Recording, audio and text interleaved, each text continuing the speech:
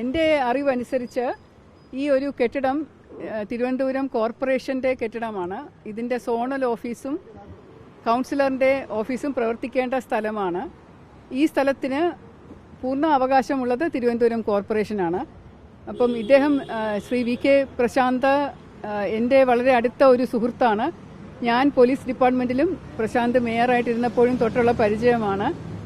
എൻ്റെ മോൻ്റെ കല്യാണം ഇദ്ദേഹം മണ്ഡപത്തിൽ നിന്നാണ് നടത്തി തന്നത്. അത് കല്യാണം അറ്റൻഡ് ചെയ്തിട്ടുള്ള 2500 പേർക്കും അറിയാം, അവരത് കണ്ടിട്ടുള്ളതാണ്. പ്രശാന്ത് ത്രൂ ഔട്ട് കല്യാണ മണ്ഡപത്തിൽ തന്നെ ഉണ്ടായിരുന്നു. അങ്ങനെയുള്ള എൻ്റെ സഹോദര തുല്യനായിട്ടുള്ള ഒരു ആളാണ് ഇപ്പോഴത്തെ വട്ടിയൂർക്കാവ് MLA പ്രശാന്ത്. അദ്ദേഹത്തോട് 2-3 ദിവസമായിട്ട് ഞാനൊരു പഴയ നമ്പറുണ്ട്, അത് വിളിക്കാൻ ശ്രമിക്കുന്നുണ്ട്, പക്ഷേ കിട്ടുന്നുണ്ടായിരുന്നില്ല, ഫോൺ എടുക്കുന്നുണ്ടായിരുന്നില്ല. അപ്പോൾ ഇന്നലെ ഞാൻ ശ്രീ മധുസൂദനൻ നായർ മുൻ കൗൺസിലർ എൻ്റെ വീട്ടിൽ ഇരുന്നപ്പോൾ നമുക്കിരിക്കാനൊരു സ്ഥലം നല്ലത് വേണമല്ലോ എന്ന് പറഞ്ഞപ്പോൾ ഞാൻ ചോദിച്ചു, അത് ആ കെട്ടിടം ഉണ്ടല്ലോ എന്ന് ചോദിച്ചപ്പോഴാണ് അദ്ദേഹം പറഞ്ഞത് വീണ്ടും ഇങ്ങനെ ഒരു പ്രശ്നമുണ്ട് എന്ന് പറഞ്ഞപ്പോൾ ഞാൻ പ്രശാന്തിനെ ഫോണിൽ വിളിച്ചു. അപ്പോൾ അതും കിട്ടിയില്ല, എടുത്തില്ല. പിന്നെ അദ്ദേഹം എന്നെ തിരിച്ചിങ്ങോട്ട് വിളിച്ചു. അപ്പോൾ ഞാൻ ആദ്യം പറഞ്ഞത്, ഞാൻ അറിഞ്ഞല്ലോ ഞാൻ കൗൺസിലറായിട്ട് ജയിച്ചു വന്നു ശാസ്തമംഗലം വട്ടിയൂർക്കാവിൽ ഉൾപ്പെടുന്ന ഒരു സ്ഥലമാണ്, എല്ലാ സഹായ സഹകരണവും ഉണ്ടാവണം എന്ന് പറഞ്ഞു. ഓ ശരി ചേച്ചി എന്ന് പറഞ്ഞു.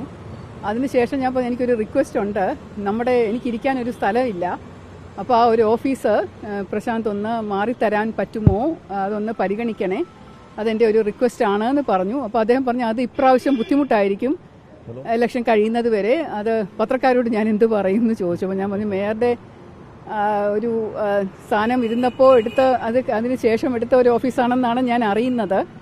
അത് അടുത്ത ഇലക്ഷൻ്റെ സൗകര്യാർത്ഥം MLA ക്വാർട്ടേഴ്സിലേക്കോ അല്ലെങ്കിൽ കുറച്ചുകൂടെ നല്ലൊരു സ്ഥലം കിട്ടിയപ്പോഴോ മാറി എന്ന് പ്രശാന്തിന് പറയാമല്ലോ.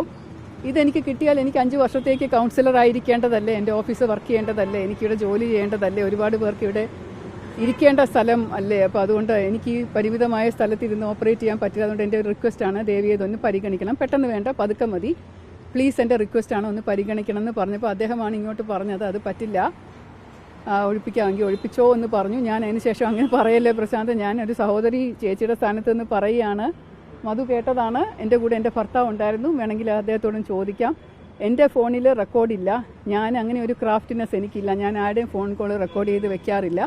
പക്ഷേ എൻ്റെ അറിവിൽ പ്രശാന്തിൻ്റെ ഫോണിൽ കോൾ റെക്കോർഡ് ഉണ്ടെന്നാണ് തോന്നുന്നത്, നിങ്ങളത് പരിശോധിച്ച് നോക്കൂ.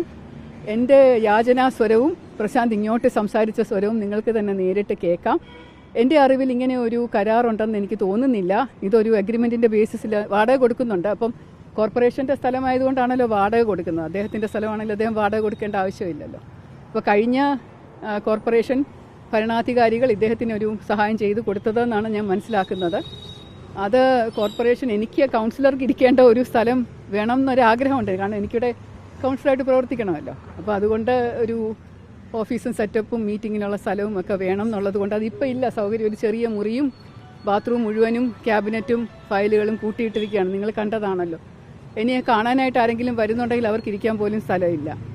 അപ്പോൾ ഈ ഒരു അവസ്ഥയിൽ ഞാൻ എന്താ ചെയ്യേണ്ടത് ഇനിയും പത്രമാധ്യമങ്ങൾ തന്നെ തീരുമാനിച്ച് പറയും. പ്രശാന്ത് പറയുന്ന പ്രധാനപ്പെട്ട വാദം, താങ്കൾക്ക് ഇത്രയും ഓഫീസ് സ്പേസ് കൂടുതൽ ആവശ്യമുണ്ടെങ്കിൽ അത് ആവശ്യമുണ്ടെങ്കിൽ താങ്കൾ ചെയ്യേണ്ടിരുന്നത് അത് മേയർ മുഖേന കോർപ്പറേറ്റ് സെക്രട്ടറിക്ക് കത്ത് കൊടുക്കുക, അതാണ് നടപടിക്രമം. അത് പാലിക്കാതെ താങ്കൾ നേരിട്ട് പ്രശാന്തിനോട് ഇവിടുന്ന് മാറി തരണമെന്ന് ആവശ്യപ്പെട്ടത് അത് എന്ത് ന്യായമാണ്, അത് തോന്നിയവസമാണെന്നാണ് പ്രശാന്ത് നൽകുമ്പോൾ പറഞ്ഞത്. അത് പ്രശാന്തിനോട് തന്നെ ചോദിക്കണം. ഞാൻ എൻ്റെ സഹോദരി തുല്യനായിട്ടുള്ള ഒരാളോട് ആദ്യമായിട്ട് എൻ്റെ നയം എന്ന് പറയുന്ന അഭ്യർത്ഥനയാണ്. ആദ്യം ഒരു സമവായം, ഒരു അഭ്യർത്ഥന, അതിനുശേഷം സമ്മതിച്ചില്ല എന്നുണ്ടെങ്കിൽ അത് നിയമപരമായിട്ട് കത്തെഴുതി കൊടുത്ത് ചെയ്യിക്കണം. അതിന് മുമ്പായിട്ട് നമ്മളൊരു സഹോദര തുല്യനായിട്ട് സൗഹൃദത്തിൻ്റെ പേരിൽ അഭ്യർത്ഥിക്കുക എന്നുള്ളത് തന്നെയാണ് അതിൻ്റെ ശരിയായിട്ടുള്ള നയം എന്നാണ് എനിക്ക് തോന്നിയിരുന്നത്. അതനുസരിച്ച് ഞാൻ ചെയ്തു. നിയമപരമായിട്ട് തന്നെ ഈ കെട്ടിടം ലഭിക്കുന്നതിന് വേണ്ടിയിട്ട് നീങ്ങാനാണോ തീരുമാനം? എനിക്കിപ്പോൾ തൽക്കാലം ഞാൻ അദ്ദേഹത്തോടൊന്ന് പരിഗണിക്കണേ എന്ന് അഭ്യർത്ഥിച്ചതേ ഉള്ളൂ. അദ്ദേഹത്തിന് പരിഗണിക്കാൻ തയ്യാറായില്ലെങ്കിൽ ഞാൻ എന്ത് ചെയ്യും? അദ്ദേഹം പറഞ്ഞിട്ടുണ്ട്, ഒഴിയില്ല എന്നുള്ള കാര്യം പറഞ്ഞിട്ടുണ്ട്. നിയമപരമായിട്ടും രാഷ്ട്രീയമായിട്ടും നേരിടും എന്നുള്ളതാണ് അദ്ദേഹം പറഞ്ഞിരിക്കുന്നത്. അത് നമുക്ക് പതുക്കെ നോക്കാം, ആലോചിച്ച് തീരുമാനിക്കാം. ഞാൻ പാർട്ടി നേതൃത്വവുമായിട്ട് തീരുമാനിച്ച് മേയറോട് സംസാരിച്ച ശേഷം പുതിയ മേയറും പുതിയ ആൾക്കാരും എന്താണ് അതിനകത്ത് പരിഹാരം കാണാൻ ഉദ്ദേശിക്കുന്നത്. ഇപ്പം ഞാനൊരു സഹോദര്യ സ്നേഹത്തോടു കൂടി സംസാരിച്ചു എന്നേ ഉള്ളൂ. അപ്പോൾ അത് അദ്ദേഹം ഇങ്ങനെ എതിർത്ത് നിൽക്കുന്നത് കൊണ്ട് അടുത്ത നടപടി എന്താണെന്ന് മേയറുമായിട്ട് ആലോചിച്ച് തീരുമാനിക്കാം. മേയറായിരുന്നുവെങ്കിൽ എനിക്ക് ആ ഓഫീസ് ഉപയോഗിക്കാമായിരുന്നു, അതുകൊണ്ട് എനിക്ക് ഇവിടെ സൗകര്യക്കുറവുണ്ട്, അതുകൊണ്ട് ഇവിടെ ഒന്ന് മാറി. ആര് പറഞ്ഞു?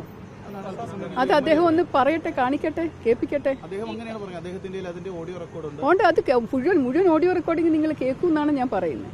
ഒരു കാര്യം ചോദിക്കട്ടെ, ഈ കോർപ്പറേഷൻ കെട്ടിടം വാടകയ്ക്ക് കൊടുത്താന്ന് പറഞ്ഞല്ലോ. അങ്ങനെ ഒരു കോർപ്പറേഷൻ കെട്ടിടം വാടകയ്ക്ക് കൊടുക്കുന്ന സമയത്ത് കഴിഞ്ഞ കൗൺസിൽ തീരുമാനിച്ചിട്ടാണല്ലോ കൊടുക്കുന്നത്. അപ്പോൾ ആ കൗൺസിൽ തീരുമാനിച്ച കെട്ടിടം അത് ഒഴിയണമെങ്കിൽ നഗരസഭാ സെക്രട്ടറിയല്ലേ അത്തരത്തിലുള്ള കാര്യങ്ങളൊക്കെ പറയേണ്ടത്? ആയിരിക്കാം, എനിക്കത് പരിശോധിക്കണം. അങ്ങനെ തീരുമാനം എടുത്തിട്ടുണ്ടോ എന്നുള്ള ഫയൽ നോക്കിയാലല്ലേ അറിയാൻ പറ്റൂ. മേയറുടെ ഓഫീസിൽ നിന്ന് ആ ഫയൽ എടുപ്പിച്ച് ആ ഫയൽ നോക്കിയാൽ അങ്ങനെ ഒരു തീരുമാനമുണ്ടോ, കരാറുണ്ടോ, അതിന്റെ ഏതിന്റെ അടിസ്ഥാനത്തിലാണ് വാടകയ്ക്ക് എടുത്തതെന്ന് അറിയണ്ടേ.